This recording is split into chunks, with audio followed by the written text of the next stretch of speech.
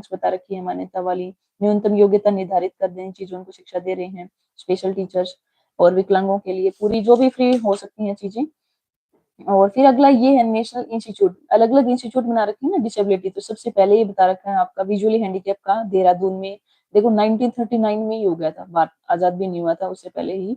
इसके अंदर 4-5 चीज़ें थी कि विद्यालय का विभाग क्या है, पुस्तकालय में बुक भी उनके हिसाब से होनी चाहिए फिर, और टीचर ट्रेनिंग है वो वाला, कैसे वो रिसर्च कर सकते हैं, सहायक सामग्री क्या हो सकती हैं, अब 2 टाइप के। फिर ये नेशनल इंस्टीट्यूट मेंटली हैंडीकैप्ड बच्चों के लिए, जो दिमाग से कम सोच पाते हैं ना, सोचने तरक्की की क्षमता कम हो जाती है, वो वाली है।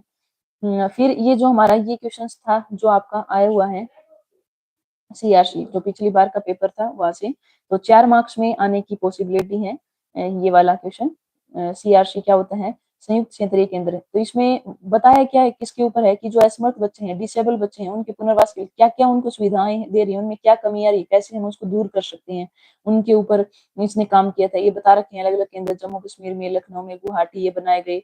इनके उद्देश्य आपको अच्छे से देख लेने हैं कि क्या उनकी विशिष्ट शिक्षा पर प्रदान कर सकते हैं हम उनको, इसके रिगार्डिंग जो भी जो उनको रोजगार के चीजें जोड़ना, मेडिकल रिलेटेड कोई सहायता दे रहे हो आपको, उनको ग्रुप के अंदर प्रोत्साहित करना आपस में से कहते हैं। क्या उनके अगर मान लो स्वास्थ्य मेडिकल कोई स्वास्थ्य देना है या कोई उपकरण देना है, मान लो कानों की मशीन प्रोवाइड करनी है, आंखों के चश्मे देने हैं, लेंस लगवाने हैं, या अदर कोई जो भी थिंग्स है मनोरंजन रिलेटेड क्या व्यवस्था कर सकती है, भाई जो फैसिलिटी दे रखी है उसमें क्या कमी आ रही है उसको दूर कैसे कर सकते हैं। सीआरसी एक्ट में सभी के ऊपर बातें की गई हैं, क्या उनको सेवाएं कर सकती हैं, शोध वगैरह प्रकट कर सकते हैं।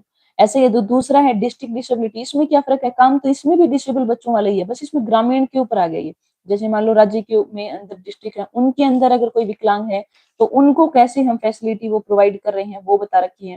ये मुख्य लक्ष्य यहाँ क्या करेगा, जिला स्तर पर असमर्थ व्यक्तियों को आधारभूत सेवाएं या पुनर्वास उपलब्ध करेगा। करना तो उसी थिंग्स को है, तो असमर्थ जो भी व्यक्ति है उनकी पहचान करके उनको क्या सेवाएं हम प्रोवाइड कर सकते हैं वो सारी थिंग्स दे रखी हैं। जिला कलेक्टर का वर्क होगा, उसमें टीम निर्धारित करके जो डिसेबल है ना अपने जिले में उनको कैसे सेवाएं दें, एजुकेशन रिलेटेड भी हो सकता है या अदर।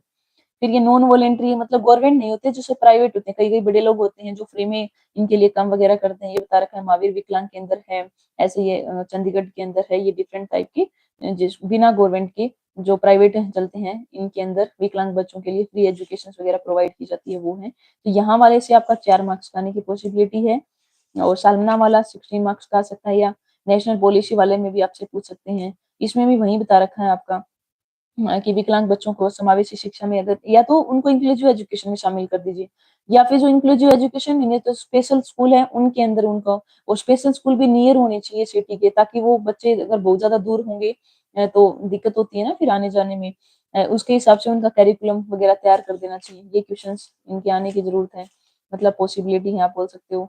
और ये ऑब्जेक्टिव जो पीछे हमने पढ़ लिया काउंसिल ऑफ इंडिया का क्या ऑब्जेक्टिव है वो वाला, और ये भी दे रखा है। देखो 2 टाइप हो सकते हैं, कई बार क्या होता है हम नॉर्मल भी देखिए, एक तो विकलांग बच्चा हो रहा है, मान लो किसी भी टाइप का डिसेबल बच्चा है, चाहे वो आंखों का हो, कानों का हो, या बॉडी का मेंटली का हो, तो उसको पेरेंट्स भी इतना अच्छे से, एक तो अच्छा सही बच्चा है, स्वस्थ बच्चा है, एक डिसेबल है, तो स्वस्थ बच्चे को ज्यादा पेरेंट्स लव भी करेंगे।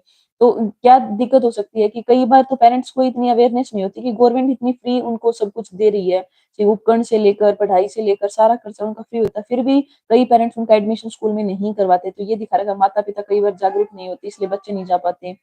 या फिर क्या होता है कि अध्यापक कई बार स्कूल में है ना इन बच्चों को अच्छे से ट्रीट नहीं किया जाता, तब भी उनका जाने का कोई फायदा नहीं है, वो दिखा रखा है।